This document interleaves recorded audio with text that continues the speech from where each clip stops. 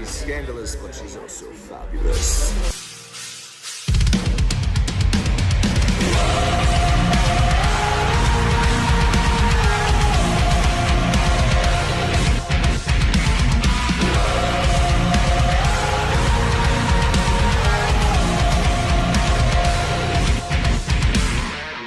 Watching and freaking viewing Scandalous. Hey guys, Scandalous here. I am with Sonny from P.O.D. Sonny, oh my god, how are you? I'm doing great, how are you? I'm so happy to be here. I have Nice. to tell you, I've had so many amazing experiences in my life in this industry that I've always said I could die tomorrow, and kind of thinking back of like all the really cool stuff that I'm just so thankful for. What was it all for is kind of just to be able to say thank you to the artists who completely touched and influenced my life. So when I think of that, you were definitely the one. You were like 5, 3, 1, whatever. The fact that I'm talking to you right now means everything to me. And it was Awesome. kind of everything Thank you so much. Yeah, I wanted to start off to. Yeah, like, just thank always you. to be able to That say feels thank good. you. Yeah, good stuff. Well, let's get right into it. So, do you consider yourself a conspiracy theory kind of guy? No, but some of the guys in my band are. Are they? I'm too laid back to get caught up in that. You're Maybe that guy over there. There you go. What are conspiracy theories does that guy over there get into? They're always talking about government and aliens and you know, things that they might be doing to mess with us and all kinds of things. I mean, it's interesting conversation. Yeah. But, you all know, the stuff that you talk about that just automatically pops up in Google. I'm too busy, you know, taking my kids to practice and games, and you know, not that they're not, but they're, you know, they're intrigued by it. Me, I just don't have the. I guess I just don't have the storage capacity in my brain to keep it. There you go. Well, I love a good theme. Yeah. So there you go. Well, the reason why I asked The Awakening, I mean, spoiler alert, bad record deal, shocking, right? Yeah. That record didn't get the push that it deserved. So, like, settle in, get comfortable. I want to talk about that record. Cool. So let's get into that. So you guys say that you won't describe, you know, we're not going to tell you exactly what it's like. You've got to figure it out for yourself. And it might take 5 years, might take 10, might take 20. But my theory is that it's modern day post-apocalyptic cautionary tale on if you don't find peace in your life, this is the turmoil that you will have. So that was my guess. Is that close? Definitely part of the puzzle. A lot of the puzzle, but there is still a lot of hidden stuff. But not only content-wise, but even to give away. You know, it's like, and this is what's awesome about owning, you know, like a CD or just even a jacket to know, you know, what instruments we played, who's saying what, who you know acted what part. Like we have even from like our original A&R, like he's actually one of the voices of the characters, or even like our producer. You know what I mean? Is he the character voice that you hear? No. Throughout? Okay, but gotcha. you know, but it's just like those little stuff. There's so many cool things like that. There's a lot of hidden stuff, but you know, it was just. We were trying to draw in that list and not just go buy a rock single off of iTunes, one song, you know, and then, you know, like welcome to the show, P.O.D. P.O.D. And trying to get people to listen to an album from front to back. You know, there was a lot of plans for it. It just maybe in the future at some point, but like you said, hopefully 20 years from now, someone will be like, man, I found some cool stuff in there, you know. Aim higher, dude. Like 20 years. Come on, next year. Aim higher. Come on. Yep. What were you most proud of with that record? Because I really wanted to talk about it, because I heard in another interview that it was kind of like mourning, you know, a death of something you put all of like your heart and your soul into, and it didn't get as much. But like, what, walking away from it, you were like, you know, I love that I did that. Well, I guess for us, you know, it's like there's no regrets. We're gonna be the band that we want to be. We kind of knew that it was a long shot, like you know, doing a concept album like that's so old metal. You know what I mean? That's so like before these new know-it-all 14-year-olds. You know what I mean? You're talking to a metalhead, yeah, so I don't know what you mean, but I get you and I gotcha. But you know, there was always kind of like there was more to it, and then just like nowadays they just throw out a bunch of songs and beg you to like something. You know, and it's like it was more about the whole record in its entirety. And we knew what we were doing. We knew it was a hit or miss. Didn't know that the label was going to kind of back out on us. But you know what? We created a piece of art that we're proud of, and it's always for a reason. Yeah. Well, I thought it was really beautiful. So oh, thank you very much. I loved it. Kind of talking about some of the fun stuff. I'm like a 90s girl, Okay. like 2000s. Yeah.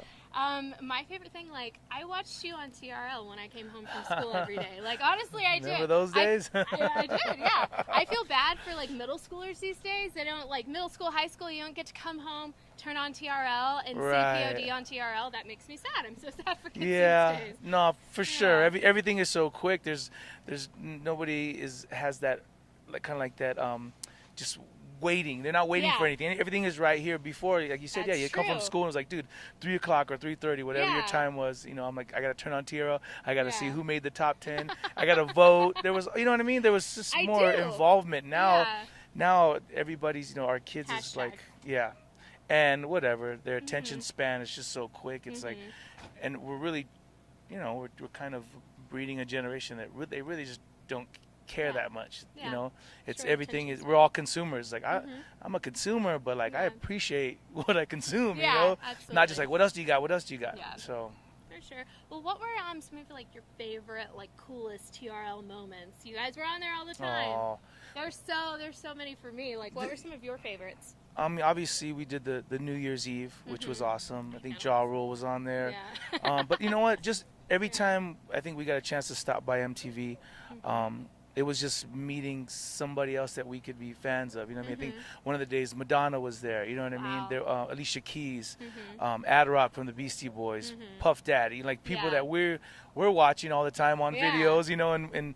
And following their careers and the music that they make, and then all of a sudden we get a chance to like say what's up, and Yeah. then they're walking up to us, and we're being fanboys, and then I remember even I think it was like 50 Cent, like G Unit, they're like, "What's up?" And we're like, "What's up?" Yeah, we were like, Yeah, what's yeah. proper SoCal suck? Yeah, but they're but obviously they knew who we were too, and Yeah. we're, in our minds we're not thinking that, we're just like, Yeah. we're just being fans as well, and then they're like, "What's up, dude? Love your stuff." It's like, "Oh, sick."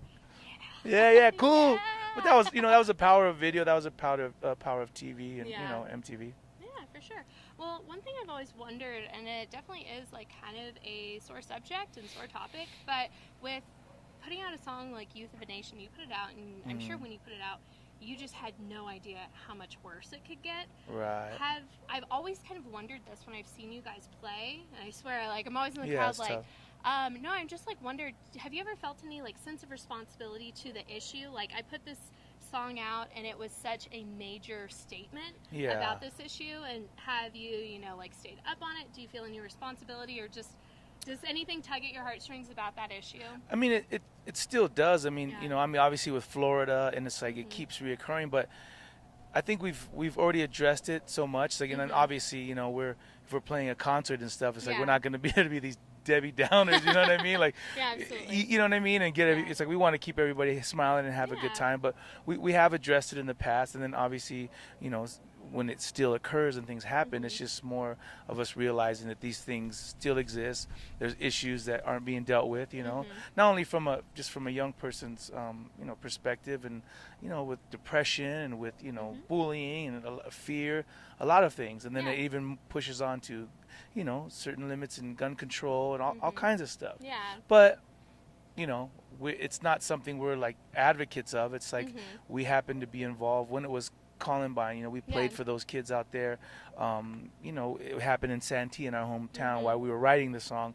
So there was that connection, and obviously still there's a lot of Yeah. things still going on. Absolutely. Yeah. Yeah, well, it is like kind of a downer thing. It That's why I was is, trying it to, like, is. keep the voice really up. And, No, like, no, high pitched. yeah, it is. Like, yeah, keep Even going. this last week and a half, we play that, and it's like I don't necessarily want to bring it up because people know, but I do mention it, It like, is hey, yeah, it is sensitive. and I still ask them, like, and I remind them, this song is, this song is almost 17 years old, and what has changed, How relevant is it? Yeah, and more so and more and more just as so they're time thinking goes like, by. yeah, like this obviously this ain't a new song. This is something that's been going on for a long time, Yeah. Yeah. There was something really cool I watched. I was watching an HBO documentary, some great thing last night, and this lady was bringing up the issue. She's like, why in school do we punish kids like, okay, you are not fitting into our box of how we expect you to behave. We're going to kick you out, and we're going to, like, send you out. Like, how messed up is that? That, in the formative years when you're, like, Yeah. 14, 12, 11, something like that, like, a lot of the issues teenagers, whatever you're going through, Yeah. you're going through something, and I find it weird in the education system that their response is to say, like, okay, get out, Yeah. you're kicked out or something like that. Well, I mean, I don't think that. I mean, that's Oh, I gotcha. That's unacceptable. Yeah. That's unacceptable. I mean, these Yeah. are our kids. It's like we need to take the responsibility to train them and raise them, and how they're supposed to be. Yeah. But I mean, that happens even in organized religions. Yeah. It's like you say your doors are welcome, and then if they don't fit your standard, or Yeah. they're too much, of a hassle, or too much of a troublemaker, it's easy just to say leave, get out of Yeah. here, instead of welcoming, with open arms. But and I mean, obviously that's their church, whatever's right Yeah. to do. I don't believe it's right, but Yeah. as schools, I don't think they shouldn't have the right to do that. Yeah. I think our school system is their responsibility. I mean, it's the parents' responsibility first of all, but nowadays with parents, everybody's Yeah. working, and these kinda kids take are the there. village. You still have to, of Yeah. course, you still have to, take the responsibility as an educator, what you're doing. But I also believe that teachers should be paid more. Maybe they would care more about their jobs if they were paid more. Absolutely. We Yeah. can pay a basketball star or whatever millions of dollars, and yet at the end of the day, I don't care if my kid watches basketball. I would rather have him go to a school system that the teachers care about him, the education is top notch, not just Yeah. not just there and trying to get you from kindergarten to 12th grade without even knowing how to read. Yeah, that's weird when Yeah. you can get to 10th grade and not be able to Yeah. read. That's sad. That's It is. crazy. Anyway, let's Yeah. let's perk it up a little bit. So actually, since we are perking it up, I'm going to skip the next one. Oh man. And we're going to come back to it later. Finish the statement. Mastering a new song feels like what? Mastering a new song Feels like. Oh man. There you go, I mean, you're good. I know completion is too easy, but it really is. That's Yeah. that's the final touch. Mhm. You finish it, and then I guess completion, but at the Yeah. same time, it's the beginning at the same time, because now you want to show people and you want them to hear it. So Yeah. I guess completion's it. There you go. A Completion, magical we got it. completion. There you go. And a magical. And some magic. Yeah, there you go. You guys are writing again. Yeah. You're writing. We had to turn it off because, it's top secret right Yeah, now. yeah. But, That's funny. yeah, what are you guys doing? Like, there was some reggae stuff. It was really chill. Yeah, It's, yeah. like, very, Yeah. like, with the ocean, motion with the ocean Nice. kind of stuff. Nice. What are you guys doing? We have a couple different producers that we're working with this time to kind of, just to try songs like this and write some Yeah. songs with this guy, have some outside perspective. We were open for the first time ever to actually co-write with people. So far, it's still mostly us, but Yeah. we need to train ourselves to be more open to receiving, some writing stuff. So I we're doing guess, that. but you're It's P.O.D. hard. I know, and you know what? But at the same time, Yeah. we have nothing to lose. I mean, Yeah. we've been doing this for so long, and it's like, I mean, thank God we're still having fun. But Yeah. it'd be nice to try something different, and you never know. All it takes is that. The little jump start again, and things can be totally different. So Yeah. we're trying new stuff. It's no surprise if we were to do something completely soft and poppy and mellow. Yeah. It wouldn't be a surprise, So yeah, we'll see. We're open to whatever. Yeah, well, I mean, look at Bad Wolves with Zombie right now. Mm-hmm. They're about to release, and I don't think anyone knew what that was going to be. So I Yeah. think that's something special. Like, you never know what it's going to Yeah. be going into it. Yeah. Could, turn into a situation like that, and it's just, Yeah. so beautiful and so incredible. Yeah. Everything that's building. Yeah. You gotta go for it. Yeah, go for it. There you go. You just got off tour within this moment. Maria Brink is like a big Aw. inspiration of mine. Yeah, Love yeah, her, yeah. She's love awesome. her. Yeah. What was one thing you liked about her show? Because it's definitely welcome to the In This Moment show when you see them play live. Yeah. What were like a couple things or one thing that you really like about their live show? Well, from the last time, because we did Uproar, was it Uproar? I think we did Uproar with them. It was completely different. They were Yeah. obviously on the side stage, and it was a little bit more, raw. This time was completely theatrical, which was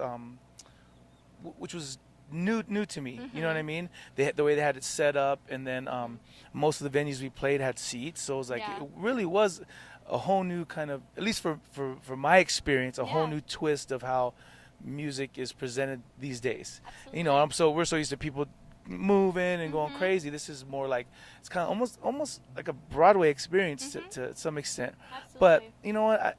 I know they come off a little bit sometimes, you know, with their darker imagery and stuff, but I really do like that she pushes, you know, like, you know, knowing yourself and being good to each other. And, and we've had conversations where she was like, she's even told me, she's like, you know, they want to accomplish, or she wants to accomplish the same things as far as, you know, that message of love and that message of acceptance and the message of, you know, just reaching out to people. She's like, we just do it in different ways. And I'm like, I get that, you know, and she's, and her and just all the guys and Chris and everybody, they're good people.